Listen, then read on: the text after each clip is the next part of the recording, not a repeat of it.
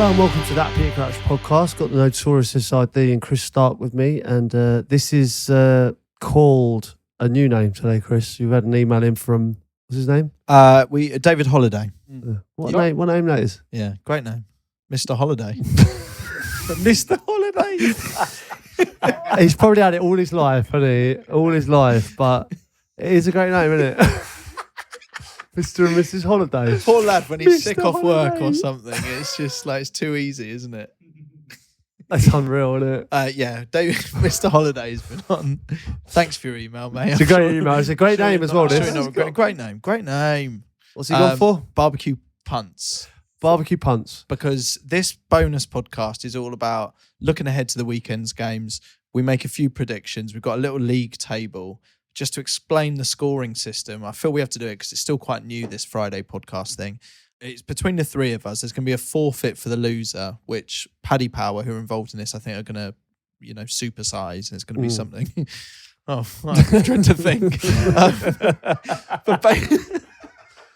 Some of the things they're coming up with is, can I just say, I do a lot with Paddy Power, right? And when I get an email off, on his little email thing, it's the Minister of Mayhem is his title. And he basically just comes up with things that are just Well, that's his email address. Is it? So his email is like, it's so-and-so at Paddy Power, and his job title is the Minister of Mayhem.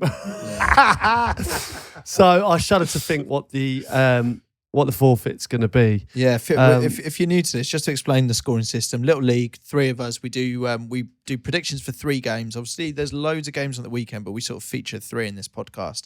3 points, whoever gets the correct score. You get a point if you get the right result, win, lose or draw, and then obviously no points if you screw it up. And the current standings are quite depressing, frankly. Yeah, it's Chris is languishing on 6. Myself on 8, and Sid's has run away with it at the moment with 16. Congratulations. That can change really 16, quickly. Yeah. I think you're safe, mate. We're not going to go deep into what happened last week. Obviously, it's the international break, and nobody cares. I think that's harsh. I think we're mainly set this up looking ahead at sort of it's a Premier League prediction. Really, that kind of it messed up what we were doing really on it. And some of the things that happened in those international games will have an effect come the weekend. I don't know if at the time of recording it doesn't look great that Andy Robertson might have picked up an injury ahead of that Liverpool game and so on and so forth. And actually at the time of recording this, the Italy game hasn't happened yet. So God knows what's gone on. Probably something massive that we should be talking about there. But yeah, should we just crack on with looking ahead to today's fixtures? Yeah. What I will say is with that international break is I ended up watching rugby. Obviously, I watched the England game, and obviously we'll watch the game tomorrow.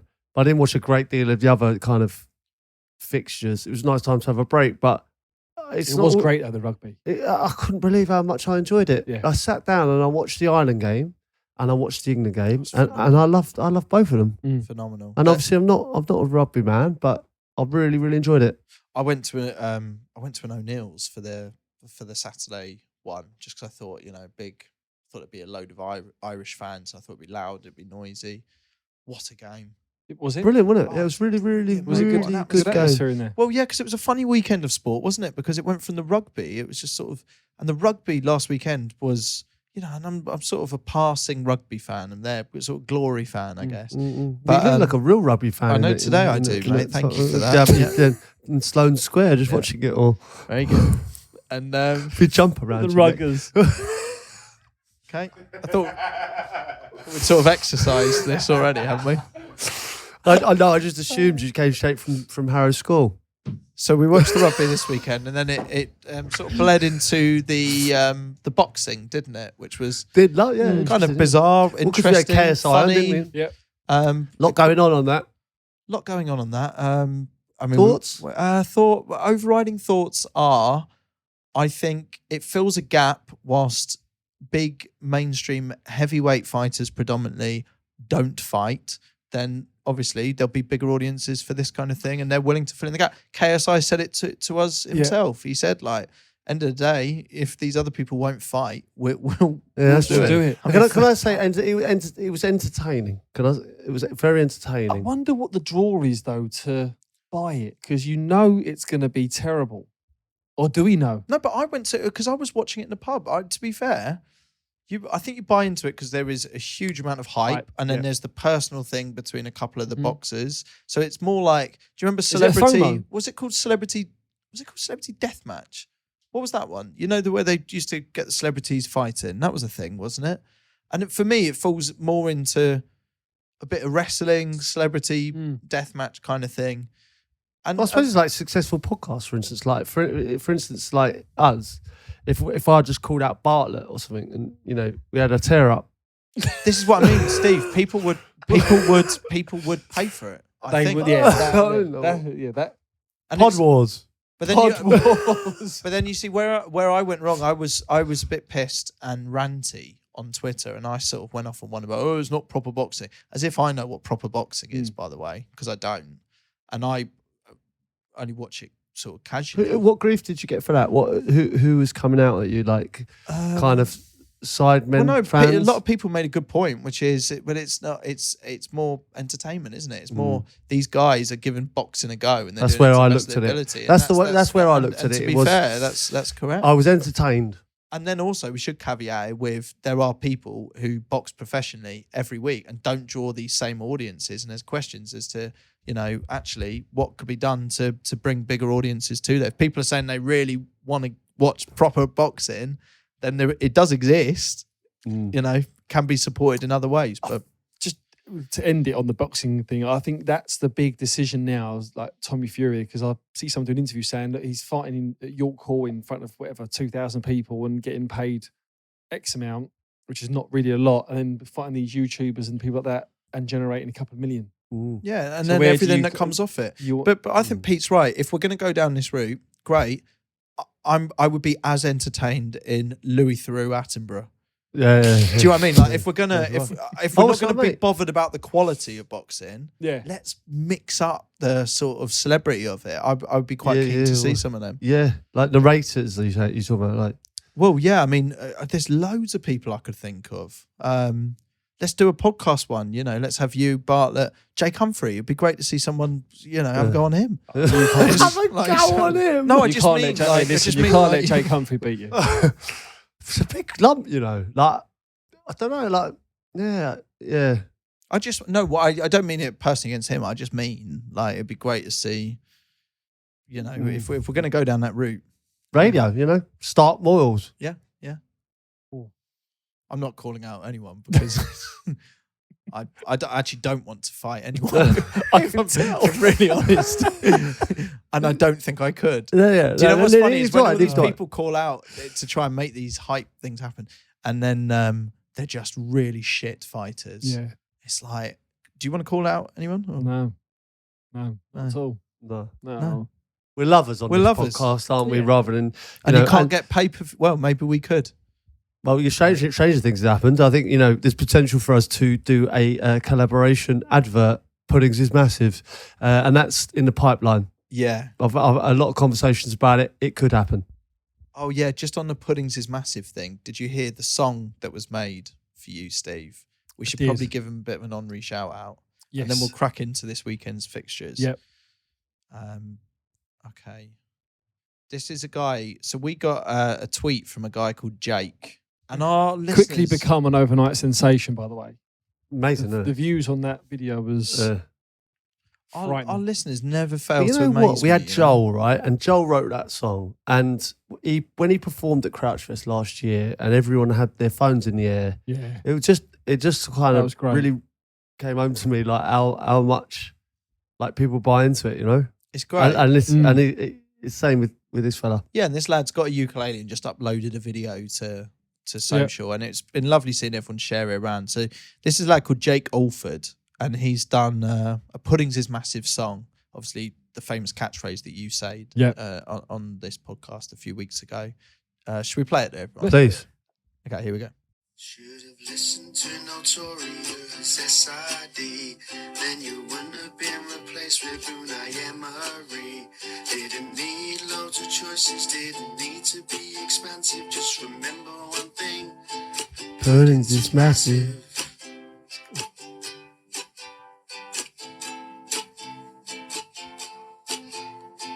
Take away the sauces and the fizzy drinks, but when it comes to dessert, you need to have everything. After a long day of training, what are they gonna do without a figgy pudding or a tiramisu? They won't just take this on the chin. This is no time to be passive. Get the crumble out the bin, 'cause Puddings is massive. It's got a ring to it, isn't it? Good. There was no band for Crunch, Defoe and Crouchy. They had Harry at the door with a jam roly-poly, and Chris Stark ordered the creme brulee. When he went dating with a sugar babe, they won't just take this on the chin. This is no time to be passive. Get the crumble out the bin, 'Cause puddings is massive. It's a top Fantastic. there, isn't it? Brilliant. Absolutely Great fantastic. job. All right, should we look ahead to the weekend then? Let's do it. First game, Crouchy. Well, do you want to bang in shape with a big one here? Everton Liverpool. I'm actually doing this game. I'll be at Goodison Park. This is now the early kickoff as well. Early kickoff. Yeah. TNT Sports. I'll Yeah. be there. Everton Liverpool. It's the big weekend fixture supported by Paddy Power. Yeah. We've got loads going on. Who do we fancy? Well, you must surely kick this off. This is a game that you've played in many times. You know how important it is to both sets of fans. For that alone, maybe kind of logic goes away to emotion in some of the predictions that go with this. Obviously, I'm gonna be slightly biased towards Liverpool, but I think you have to be at this stage in the season. Liverpool look good at the moment. Everton, not quite so much. It's picked up lately, slightly better, but I still fancy Liverpool strongly. Mo Salah, he scored 5 times in 9 games against Everton. Salah, 2 or more goals is 5-1. I think that's a decent return. I still think Liverpool will be too strong for Everton. I think Everton will be at home though. Yeah, they'll be at home. And listen, I remember playing this game, and it was my first derby, and remember scoring at Goodison, and it was one of the best kind of moments I had in a Liverpool shirt. It was, I just come out of a difficult spell, and then obviously scoring against Everton. Kind of, I remember Stevie and Cara have talked about it before, telling me before the game, if you score in this game, it'll always be remembered, and it is. It's like scoring against Man United, scoring against Everton. It is remembered by the fans because it's such fierce rivals. Huge moment for me. I think I'm going for Liverpool 2-0. Okay, you got Liverpool 2-0. I'm on the same wavelength. I think Liverpool win. I'm a little bit concerned with the early kickoff again for Liverpool. Why? Just because anything after the international break is a bit of a worry because players coming back, the prep, it's a little bit out of sync. Quite a few of the South Americans as well they've got. Yeah, it's a little bit disrupted. And also I think that this Liverpool defence is, you can get at them. Like there's goals there. Some of the stats on Liverpool in the early game as well aren't good because I've done quite a lot of the early games. Obviously, that's what I do on a Saturday. And a lot of the early games, Liverpool, I think the record isn't good. Yeah. Well, I'm going to go with Liverpool edging it. I'm going to go with 2-1. I do think Everton will get a chance, and I'm hoping they go a goal up, and then Liverpool come back. But I think it's going to be 2-1. I've done the same as you. You'll see here. We have to do this like countdown because it's all got very competitive now to see the score. Well, there's a big 2-1.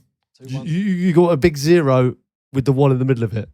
Is that 10-2? Or have you changed your mind? It's 2-1 now. Did you do that while Sid was speaking? Because he's on 60. Full transparency. Full transparency. 2-0. You cheated. All right, well, I'll let you boys decide. I'll tell you what I've done. I'd written 2-0 and I was looking at it going, I don't mind you changing. Do you think I can quickly change it? As Sid was talking, I was like, he's talking a lot of sense there. And then I looked at it and noticed the way I'd drawn the 0 had a little 1 in it anyway. So I thought maybe if I just flash it at the boys, they won't notice any different anyway. Didn't get past. No, it didn't get past, did it? No, so you cheated. Full transparency, I've written 2-0 down originally. I would quite like 2-1, but not if it's going to be controversial. No, go with 2-1. Yeah, because then we'll be different. We'll be different. We're quite and close. at the moment we're down the bottom. Okay, great. Well, I appreciate that, lads. So 2-1. yeah, I've gone 2-1 as well. So you think Everton can score? Yep. I don't. Liverpool to win to 0, which has happened at Anfield. No, we're at Anfield. It's happened in 4 of the last 6 meetings at Anfield. It is 8-5 with Paddy Power. Yep, and the odds are correct. Obviously, time of recording. It's not Friday or Saturday. What game should we go for next? It's another big one. It's Chelsea versus Arsenal. Yeah. Huge. Oh, wow. Right. Yeah. Where do you sit here? Where do you sit as Chelsea's number 9? Where do you sit on the Chelsea resurgence? I think they're turning a corner. I do. I like Arsenal. I do like Arsenal. They're ploughing through. Is Saka going to be fit? I think it's important, even though they beat City there's without a him. huge question mark there, isn't there? I think it's potentially quite. Well, they unlikely. performed fantastically well against City without him. But then I never know if injuries. I'm not claiming this is the case. I'm just saying players don't feature in the international break, but then are available for the club. Do you know what I mean? So they've been injured for the international break, but where do you sit on your parching of Ramsdale? It's not even a parching because you've said this to me previously that I need to watch some of the parching of Ramsdale on this podcast. I stand by it. We're all Ramsdale fans here. Yeah, I understand that, but what I'm saying is I think this whole situation, for me personally, I cannot understand how you can have a goalkeeper like Ramsdale and then be on the bench. Like away from just and everyone keeps throwing stats and holding up a phone going stats. Away from that, it's just I think his influence on the team, how he always seems to be in and amongst it, the shithouse that he is with the fans. Raya looked nervy against City. But this is what I mean. Like, how much pressure now goes on Raya to be perfect? Which is kind of you can keep going like this many games, these stats, all of that. Fair enough, but I don't understand because there seems to be a situation that's been created now where a camera is permanently on Aaron. Yeah. To watch how he reacts. It seems like a soap opera, doesn't it? It seems the way we cover football with Arsenal at the moment is like goggle box. We're watching a lad on the bench watching. So great show. Great show. So true. It's ridiculous, isn't it? I think it's ridiculous, and I think obviously we're huge fans of Aaron as a person. My parching on Aaron comes from a place of I think he's the kind of guy that would respond so well to being back in his team. It's obviously up to the manager as to whether he deserves it or should be in that team. But I've got no doubt at all, as a fan of this podcast, that he will Chumbawamba. My other thing is with Ramsdale is like everyone kind of talking about it as well. But then also when Ramsdale comes in, there's unbelievable pressure again on him. It just seems what he's creating though. That seems ridiculous. Do that. Don't know why. I don't know. Well, I think I'd love to see him. I would love to see him play. And I think if you're going to stand by this thing of you having 2 goalkeepers, my question would be, when is he going to be played? Well, I think he's going to like my prediction on this one. Because if Raya does start, I've gone for 2-2. So they don't lose, but they can see 2. What, you changing it if Ramsdale's in? No. I said Ramsdale's going to like my prediction. Right, okay. I'm going to say if Raya plays... Okay, but in the way you're saying it, and I think I get what Crouchy's saying. Are you saying if Aaron started, that score would be different? Your prediction would be different? No, I'm still going to go 2-2, but I'm saying he's going to like it if Raya's playing. He's not going to like it if he's playing. Yeah. And that's the mad thing about this situation, isn't it? It's like they're both just 2 very good goalkeepers who are going to make mistakes at time and who are going to make amazing saves at time. And also, a lot of Arsenal fans are pissed off with the all the discussion around this subject. That. It is ridiculous, really. I get that. I get that. Well, I'm going 2-2. I think Chelsea have turned the corner. I think there's goals in this, and it's going to be a Desmond. When you say they've turned the corner, it was wins against... I feel as though they're turning the corner. Okay. I feel as though it's getting there. Burnley and Fulham. The squad is it's going to take time. It's a process with Chelsea. Players injured, Poch having time on the training pit, on the training ground. It's getting there. It's getting there. But what about Arsenal? What are you saying? How do you fancy them for how this season's panning out at the moment? Where they are at the moment, it's going very well. They got a chance to win the league. I'm going Arsenal 2, Chelsea 0. regardless of the goalie. 2-0. 2-0. Massive Arsenal game. Yeah. Massive. Yeah. I think Arsenal win this as well. I think, but I do think Chelsea score at home 2-1 Arsenal. 2-1. 3 different scores. That's Love tasty it. days. God, there's points in it That's this tasty. week, isn't there? It's going to be big gaps. Points mean prizes. Third match we're going for is what, Steve? Is Sheffield United versus Manchester United. Where do you stand on this, Chris? A torrid start for Sheffield United. I think they are. They're obviously having a tricky time. Manchester United again, tricky. It's not been great for them. I still think United get over the line here. I think they've got enough quality to win this. I've gone Man United 2-0. 2-0. I've gone 3-0 for Man United, and I think it's a shame for the Sheffield United fans at the moment, the way everything's panning out. And I for what it's worth, I really do hope that changes. It was a big win for Man United, though, wasn't it? The last one, 2-1 against Brentford. Scott McTominay, last couple of minutes. Yeah. I mean, when we Brilliant was obviously, for him, though. we was live on our WhatsApp group, wasn't we? Throwing our 2 pence worth in, and obviously I got the correct score. I think on that one. Big result there for you with McTominay. So we was loving it. I've also gone 2-0 for Manchester United. Can you confirm that? That's confirmed there. That is confirmation. There's no one through it. Yeah. Like you cheating. I do think that Man U will win, not convincingly though. I still think there's a lot of shit going on around Old Trafford at the moment, which is not good. They got enough though. Do you hear anything? No connections there. The Chelsea number 9 doesn't have connections at Old Trafford. Don't know. Yeah, you're not. Yeah. And just before we go, we do always do this with this Friday podcast, which we do hope you enjoy. It's just a little bonus one that we do, and you know, if there isn't the demand, we'll bin it off at some point. But actually, if people are enjoying it, then you know, good stuff. Well, bin it off. Well, let's be honest. Yeah, we probably will. Yeah. But the shirts. We've been talking this about one's tickled me. Yeah, it's tickled me, this one. So we ask you every week, just keep an eye out if you were going to a game and there's a bit of a lull in it. I was at the England-Australia game last Friday. I found myself doing the same. Sadly, didn't see anything worthy of note, worthy of speaking about in this podcast. But scan the back of shirts and just see if there's any funny names or anything going on. Yeah, there was a belter. Danny, I want to say Gingell. Danny Gingell. Yeah. Yeah, strange name. Danny Gingell. Yeah, Is nice. it Welsh? Yeah. Oh, Gingell. Welsh Italian. Danny Gingell. Is that right or not? Well, that's his name. Clearly, Danny so Gingell. Yeah. All right. Anyway, he sent in a belter. It's 2 England fans. They got the number 20 on both the backs, mates.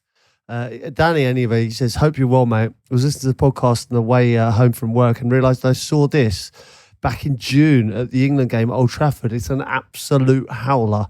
It's 2 lads with Astra and Zeneca on the back. Oh, nice. Thoughts? I quite like when it's a double whammy. It's like the old Benson Hedges from Mike Bassett.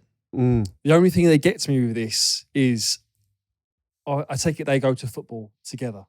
Now, what if one of them's ill? Oh, yeah. And it's just Astra. So I might say Vauxhall. Yeah. Yeah.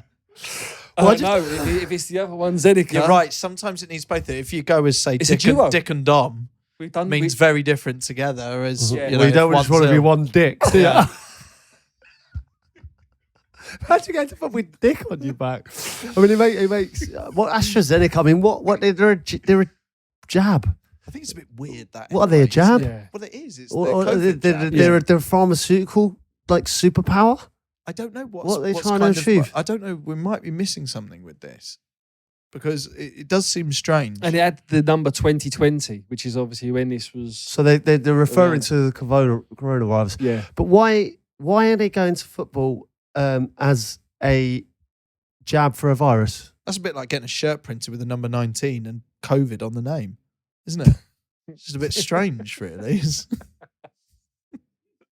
COVID-19. Yeah. Have you just got that? It took a while to time drop. to go. It innit? took me a while. It took me fucking ages. That's good. I like that, Chris. Well done. Yeah. listen, before we go, are you across this with the Dorking manager? Oh, how would you feel, Sid? I think this is one of the best post-match interviews ever. No, I see this guy. This is the guy that's on Mark White. TikTok quite a lot. Yeah. He's mic'd up and stuff like that. Yeah. Well, anyway, before we talk anymore, I'll just play it for you. They deserve to be fully deserve to be in the draw, and hopefully, I really hope they get something amazing that's life changing, so my fucking shit players can learn a fucking lesson, because they were so poor. And I'll tell you one thing, I will always put my hand up. It's not about availability, injuries, who was returning, who wasn't. It wasn't about that at all. It was about the fact that that team let the fans down 100%, wholeheartedly. Sometimes I get the management team to take the blame, part blame, some blame, whatever. Today was wholeheartedly a bunch of players that were absolutely shit. Thoughts? Well, if you're playing, so context for that is it was an FA Cup game, wasn't it? And then his team lost, and he was saying that they obviously want the other team to go on and get a good tie for the next round. To teach him a lesson. I think that is brilliant. I think it's so clinical now in players that do post-match interviews and managers, whereas that is... I don't think he can control kind of how he's feeling. Imagine what he said. If you're saying that to the press, imagine what he said in the dressing room. Yeah. But it's refreshing to see. Bring your dinner. It's... that is brilliant. Yeah. I wonder what his story is there. I'd like to know more about him. He seems... I've been down there a few times, obviously, like with Dulwich and stuff like that. Interesting. Callum Best's down there. It's an interesting kind of situation down there. Yeah. Done a lot of good down there as well. It's a good setup. It is. They have done really well over recent years, getting promotion. And I love seeing that transparency, though. Yeah. As long as you don't get... This is the thing. I do, especially in the Premier League, it feels that managers are too easily fined for saying anything, because I don't know what the rule is. Is it seen as bringing the game into disrepute or? Well, I don't know. Imagine kind of, I don't know, Jurgen Klopp coming out and saying, I hope they get a great draw because my fucking shit players deserve it. Like, I don't know. It'd be refreshing. Would you talk about it the same way if he said that? Like, it's quite endearing, but is that if it was done at a Premier League level? That's a real good question, because if that is done someone up higher, I think straight away we'd be like. Well, I think the players would have something to say about it, and I think he'd probably lose the dressing room, if I'm honest. Because, I don't know, there's more egos, maybe, the higher you go. I don't know if that would sit well. It's a bit of a shame, isn't it? Because it is entertaining. And also, if a manager is talking in any context about the game, whether that's the referee, I understand protecting referees and not giving them unnecessary abuse. I really agree with that. But I do believe people should be able to say decisions are controversial. Should be able to be annoyed at situations. Let's be honest, we like honesty, right? It's in the context of the game. We like honesty, I think, and you couldn't get any more honest than that. Yeah. It would be way worse if managers constantly have to come out and say nothing, and that's all we're given. Yeah. It'd be way worse if that gets fostered. Or do you know when managers come out and they go, did you agree with the red card or the decision? And they say, we didn't see it. When they should go, well, here it is. Yeah. And they show it right there. Yeah. Imagine that. Yeah, live reaction. Watch that. I think you'd get a different kind of language then. Well, that's fucking bollocks. You should do that. That's a load of shit. Speak to your TNT guys. Yeah. Get it in. Sort it out. Sort it out, mate. Or just whip your phone out and give them a bit of that. Have a look at that. Whip it out. Have a look at that. Have a look at that. Anyway, just on the forfeits thing as well, nearly forgot to mention. So, you know, we said about Paddy Power coming and getting involved in supersizing these forfeits. I'm dread to Paddy Power forfeit. We've had a few suggestions about what could be done. Well, there was one lad who got it was a floating platform in the middle of the docks after losing his fantasy football. I think it was the lad's dad. Yeah. He moved his office into the middle of the Thames. I assume it was a river anyway. Yeah, I did see that. That's a belter, that. That is. We could, I think, whoever loses could be in the middle of the Thames Well, do you know what? I think we're getting a lot. And we could do live podcasts. Well, we are getting a lot of people coming in and giving us ideas. I think we need to get the Minister of Mayhem. So get him involved. I think he needs to throw some ideas into the hat. Tourist attractions are not a bad shout because they're naturally, for want of a better phrase, massive. So, in Trafalgar Square, there's the fourth plinth, isn't there? Like, imagine whoever loses is like, so you've got Nelson suspended from the fourth plinth, and then on the fourth plinth, you've got to do 24 hours on the fourth plinth, stood there. 24 hours? Do you know what I mean? Like, with all the tourists coming by taking photos of you, like as if you're some sort of art exhibition. Oh, shut it. Or what about you've got to do, 8 hours or whatever they do in Covent Garden, even, like as where you're like suspended in the air. Yeah. That one. Painted in like whatever they're painted in. Metallic. God, I mean, really, the sky's the limit with this thing. Well, listen, Paddy Power, Minister of Mayhem, get in touch. We'll supersize it and it's going to be big. And I hope it's you. Yeah, and if you've got any ideas and really think big on this for the Paddy Power forfeit, tweet us on @PeterCrouchPod. You can @Paddy Power in as well. Any great suggestions we're going to read out, and we do need to nail down this forfeit so we know what we're playing for, I think, or ultimately what we're trying to avoid. 24-hour barbecue? It's not looking good for me. That would be a pleasure. Not for me. Okay. Right. Good luck, everyone. Puddings is massive. Chumbawamba. Crouchfest is coming. So is Marks and Spencer's. Oh yeah, we'll talk about that another time. Back stronger.